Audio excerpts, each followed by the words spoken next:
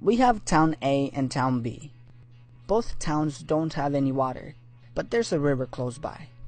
So John from Town A decides that he's gonna be the one to bring water into his town. So he grabs a few buckets and starts bringing all the water he can and begins selling it to the people in town, which are desperate for water, so they're willing to pay a good price. John starts spending all of his waking hours bringing water into town and selling it, so he starts making money. In Town B, Steve is determined that he's gonna be the one to bring water to his town.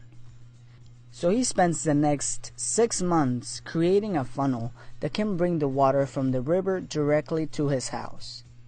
He doesn't get paid for this, but after he's done, he starts selling the water to the people in town for a good price. But there's a twist in the story. John from Town A gets sick, so he can no longer bring water into the town. And since his income is dependent on his labor, he loses his income. Steve, on the other hand, he also gets sick. But since he already built the funnel to bring the water from the river to his house, he just hires someone to sell the water for him. And he still makes money whether he's physically there or not. See, the difference between John and Steve is that John works to get paid. His income depends on his labor, while Steve decides to work for a period of time, in this example 6 months, without getting paid. He creates a system that will generate income. The main idea is that the rich don't work for money. That is one of the reasons why the rich get richer. Let's look at the same example. Once Steve is done with his first funnel, he can go to Town A and build another one and even run John out of business. And then he can go to Town C and do it again, and then Town D and E, and on and on and on. And he will be generating income from all of these funnels. This is actually called an asset, which I explain in more detail in my other Rich Dad Poor Dad video. So while John has to work every single day to earn his paycheck, Steve earns his, even if he is not physically there. So again, when most people work for money, the rich build systems to generate money for them. Robert Kiyosaki explains that our financial lives are run by two emotions, fear and desire. The fear of not having money and not able to pay our bills makes us go find a job, which is perfectly normal and it happens to most of us. So then we get a job and start making money. Then desire kicks in. And we start thinking about all the cool things that we can buy. We start thinking about those new Jordans that just came out.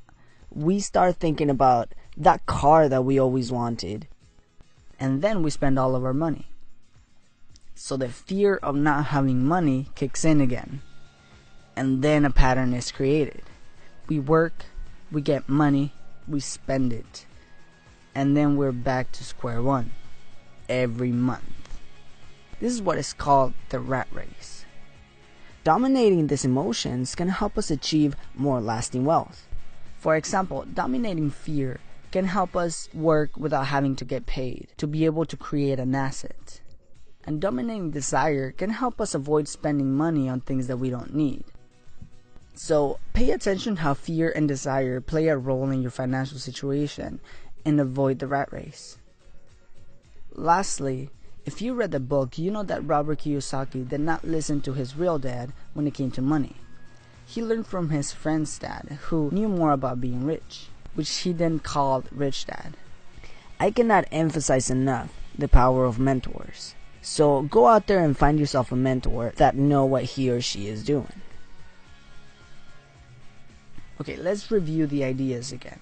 First, the rich don't work for money.